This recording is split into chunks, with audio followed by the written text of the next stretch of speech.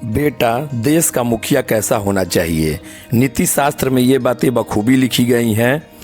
और इनको जानने से पहले आइए, अगर आप हनुमान जी के सच्चे भक्त हैं तो कमेंट बॉक्स में जय हनुमान जी ज़रूर लिखें और जय सिया राम ज़रूर लिखें। तो आइए जानते हैं वो बातें कौन कौन सी हैं जो देश के एक मुखिया के अंदर होनी चाहिए।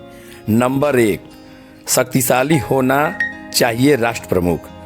राजा शक्तिशाली होना चाहिए, तभी राष्ट्र उन्नति करता है। राजा की शक्ति के 3 प्रमुख स्रोत हैं, मानसिक, शारीरिक और आध्यात्मिक। मानसिक शक्ति उसे सही निर्णय के लिए प्रेरित करती है, शारीरिक शक्ति युद्ध में वरीयता प्रदान करती है और आध्यात्मिक शक्ति उसे ऊर्जा देती है, प्रजा हित में काम करने की प्रेरणा देती है। कमजोर और विलासी प्रवृत्ति के राजा शक्तिशाली राजा से डरते हैं। नंबर 2, लोकप्रिय होना चाहिए राष्ट्र प्रमुख।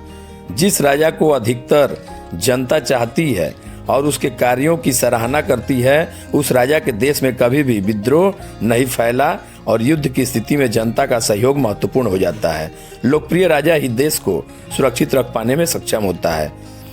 राजा को कभी भी किसी को छोटा नहीं समझना चाहिए। हर व्यक्ति आपके लिए महत्वपूर्ण होना चाहिए। कोई भी व्यक्ति कभी भी आपके काम आ सकता है। नंबर 3, विस्तृत संपर्क रखने होना चाहिए राष्ट्र प्रमुख। अपनी विद्वता से सभी पड़ोसी राज्यों के राजाओं से संपर्क और राज्य में जनता से संबंध बढ़ाना चाहिए, जिसके चलते आपकी प्रसिद्धि दूर दूर तक फैल जाए। देश विदेश में उनके संपर्क होने चाहिए। संपर्क और पर्सनल संबंधों का विस्तार होना चाहिए, जिससे आपकी लोकप्रियता बढ़ती है, वहीं समय पड़ने पर आपको काम भी आती है। नंबर 4, षड्यंत्र से सत्ता हासिल करने वाला राष्ट्र प्रमुख नहीं होना चाहिए। जोड़ तोड़ गठजोड़ की राजनीति करने वाला या षड्यंत्र से सत्ता हासिल करने वाला राजा खुद भी डूबता है और देश को भी डुबो देता है। जनता की शक्ति के दम पर राज्य को हासिल करने वाला राजा ही देश हित को सुरक्षित रख सकता है। विक्रमादित्य हो या चंद्रगुप्त मौर्य, सभी को जनता का पूर्ण सहयोग था। नंबर 5, लक्ष्य की ओर बढ़ने वाला राष्ट्र प्रमुख। कई लोग हैं जिनके लक्ष्य को निर्धारित होते हैं, परंतु वे उसकी ओर बढ़ने के लिए या कदम बढ़ाने के बारे में सिर्फ सोचते ही रहते हैं। आप जब तक अपने लक्ष्य की ओर कदम नहीं बढ़ाते हैं, तब तक लक्ष्य भी सोया ही रहेगा। शक्ति बटोरने के बाद लक्ष्य की ओर पहला कदम बढ़ाना राज्य का कर्तव्य होता है। नंबर 6, राष्ट्र प्रमुख के सलाहकार।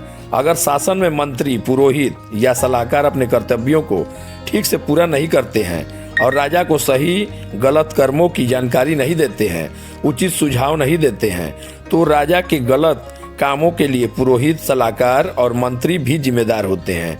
इन लोगों का कर्तव्य है कि वे राजा को सही सलाह दें और गलत काम करने से रोकना चाहिए। राजा को भी चाहिए कि वह चाटुकारों और चापलूसों से दूर रहकर कड़वी सलाह देने वालों की सुने। नंबर 7, दंडनायक होना चाहिए राष्ट्र प्रमुख।